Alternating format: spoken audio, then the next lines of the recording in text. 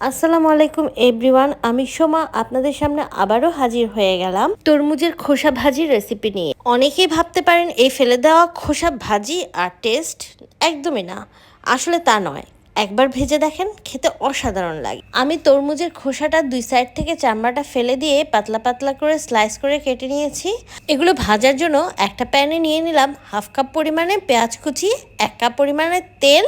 পেঁয়াজগুলো অনেকটুকু ভাজা ভাজা হয়ে আসার পর দিয়ে দিলাম 1 টেবিল চামচ পরিমাণে আদা রসুন বাটা, 1 চামচ পরিমাণে হলুদের গুঁড়ো আর 1 চামচ পরিমাণে মরিচের গুঁড়ো দিয়ে দিব। মশলাগুলো কষানো হয়ে গেলে তরমুজের খোসাগুলো দিয়ে দিব। দেখেছেন কিভাবে পাতলা পাতলা করে কেটেছি। তরমুজের খোসাগুলো মশলার সাথে ভালো মতো মিশিয়ে এভাবে ভাজতে থাকবো। খোসাগুলো ভাজা হয়ে গেলে যখন তেলের উপর চলে আসবে, সবশেষে কাঁচামরিচ আর ধনিয়া পাতা দিয়ে দিব আর দিয়ে দিব চিলি ফ্লেক্স। এরপর নামিয়ে গরম গরম গরম ভাতের সাথে খেতে অসাধারণ লাগবে। আমার রেসিপিটা একবার হলেও ট্রাই করবেন, আশা করি ভীষণ ভালো লাগবে।